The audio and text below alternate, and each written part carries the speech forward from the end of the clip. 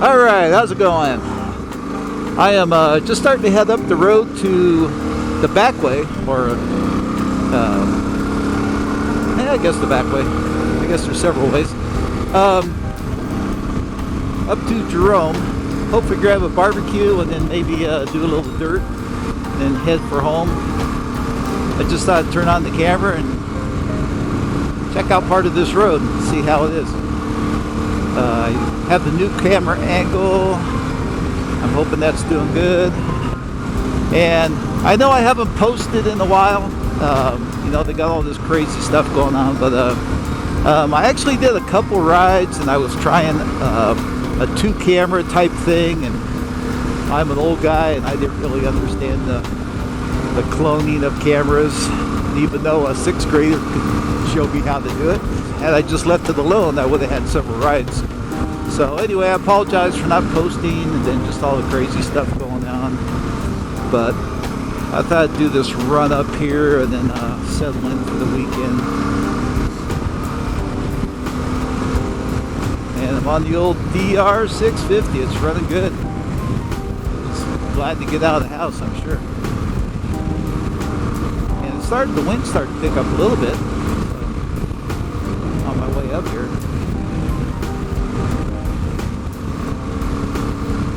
And normally I don't do the camera on the road like this, but this is pretty. I've been down this road once, and this is a pretty twisty road, so I don't think the speeds will be too high. And I do have the stiffer. I think it's the .83 rear shock spring in, and yeah. Really did stiffen things up, but there's actually almost like zero rebound. And I need to set the sag because I noticed the bike sits nose down now, so I'm going to have to set the sag because it's sitting like this now. I can even see it when I'm getting gas, and that's, I can tell it's throwing off my handling a little bit. But oh there, brother. So guess I should cool it on the road, huh? All right. Since I'm not very familiar with it. Alright, so anyway, yeah, other than that, I've just been trying to stay in, stay healthy, wipe down everything. Is that what you guys are doing? Even when I get gas now, I have a couple the latex gloves, and I don't even touch the handle or anything. So I'm just trying. You know, I'm one of the high-risk people. I have heart disease and had a heart attack, and I'm over 60, so I'm kind of in the high-risk area. So taking a little more precaution than you young kids and stuff. But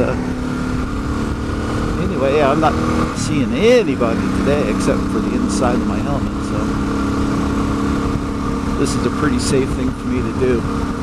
And I stopped and got gas, and I actually put my liner in because I know we're going to be peaking out about 7,000 feet up here, and I was already getting a little chilly. Then I have a little jacket, kind of a light jacket in my saddlebag, so I'll put that on if I need to. So, and if you're watching this, I know you're out robbing all the shelves from toilet paper. Ah, dang, what's up with that, man? So, you know, fortunately, I've always been kind of a prepper guy. Ever since I lived back down off of a dirt road in Flagstaff years and years ago, back in the 90s. And I always knew I could be snowed in without too much trouble, so I always started keeping stuff. And then just always maintained those good habits. So it was kind of nice while everybody was out doing their crazy stuff, you know, buying up everything and stocking up and getting all the canned goods and toilet paper and all that. Yeah, I didn't have to go out. So they're at the gun store buying ammo and guns, and yeah, I have mine, so doing good. So all that stuff, you know, once this blows over, maybe this will, you know, I would recommend just keep doing it. You know, have at least 2 weeks worth of food. You know, what I tell people at work is, you know, when I go to the store and I go to buy, say I need a can of chili, I buy a couple, you know. I buy, you know, maybe 3 or 4 because I'm going to eat it, you know. Or if I see something I like that's on sale, I buy it. You know, I had Costco tuna, plenty of that. It's all sold out and all that. So, yeah, it never hurts, especially canned goods because they last for so long. You know, some of the box items. But, you know, spaghetti and stuff, I throw in my freezer, and, you know, if there's any kind of bugs in it, it will get rid of them, and it kind of makes it last longer. So. All right, so we're at Potato Patch Campground, Wood Chute, and Mingus Recreational Area. And there is a dirt road that goes that way. But we're not going to do that. We're going to keep going. So I guess today's topic is prepping. So yeah, hopefully after all this is over and we get back to a normal life, which would be nice. Yeah, just kind of keep extra stuff in the house. You know, living in Arizona, I always have water. You know, it's like, geez, if anything was ever happened to the water in Arizona, you're screwed. Just because we're coming up on our summer months. You know, where it's 113, and if anything ever happened to the water, boy, you'd be out of luck. So even during this pandemic thing, I had like 3 empty water, like I think there are 5-gallon water jugs out in the garage, and I went ahead and just filled them. You know, they were empty, and I thought, well, it won't hurt a darn thing to fill them. The water will stay in there for, you know, quite a while with all the chlorine and additives they put in it. So,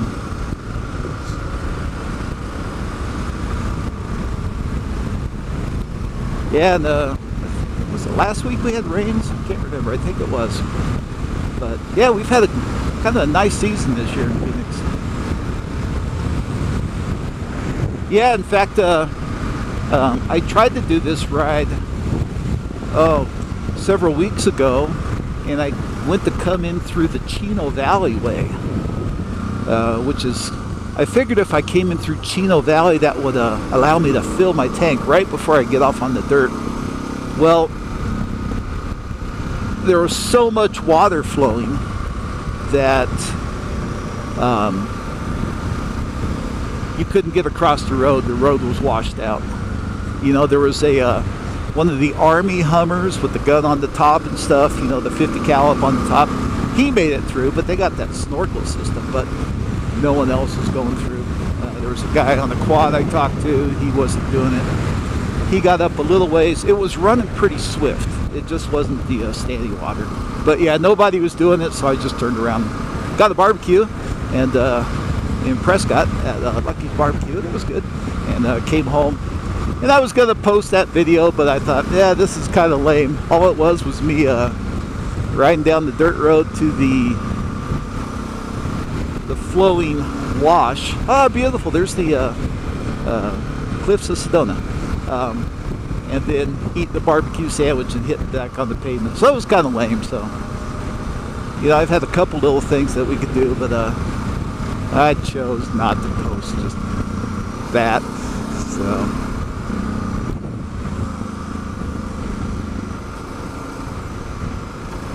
yeah, it's a good day to get out. And like I said, you know, they have that self-distancing thing. So, you know, the old motorcycle, the old dual sport, man, it's the way to go. There's a lot of people heading out camping already, and that's kind of cool. I guess that kind of gets you out away from things and gets you out of the house. So, but this is a good cheap way. You know, it doesn't cost much to feed this thing. It's about 40 miles to the gallon, and you know, you can do whatever you want on this thing. And other than fueling, there is no contact with anything. So yeah, get out there and do a little sport. A little snow on the backside of the mountains there, in the shadowy part. And yeah, I think yesterday we're in the 80s. Today, I think we just hit the 80s. I'm at 62 right now, just because I'm at 6,300 feet. That's 6,300 feet.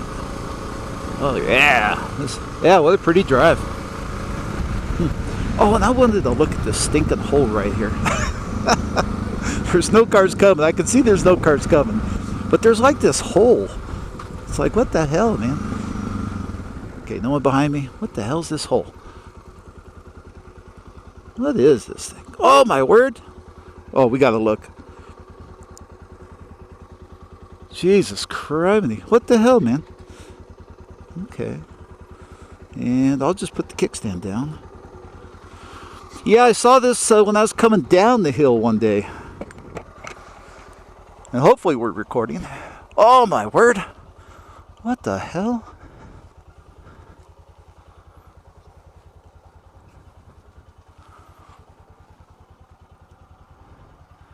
Jesus criminy, man. No one ever tells you about this. Huh. Wow. How cool is this? Huh. It's kind of weird because I look through my bifocals, so I don't want to. So it gives me a weird up close, far away type thing. That is cool. How cool, you ask? That's big camera cool, man. All right. Say, what you doing back in there, boy? Okay, put that right there. Yeah, we're gonna go get a picture. And I actually have a memory card in here. I didn't last time. I seem to always forget that. Okay. Put the little flashy poo up and see what we got.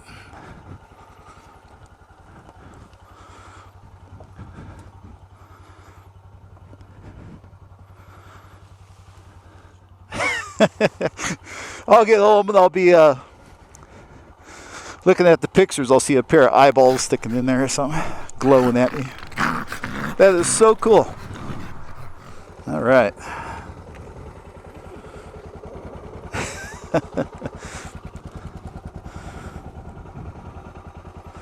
Now the trick will be to excuse me, manly voice. Yeah, very cool. Wow, that's just on the side of the road. There was a pop can up there, so some people do go in there and look, but you can see where the rocks are cracked right there. Okay.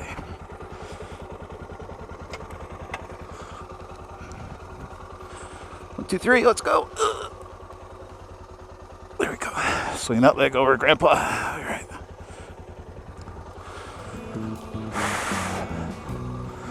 Do like little inches. There we go. Thank goodness for the low bike. All right. All right. Let's see if we can get out here safely. Safely being the keyword. Yes. Very cool. Well, that was worth the trip. I'd forgotten all about that silly thing.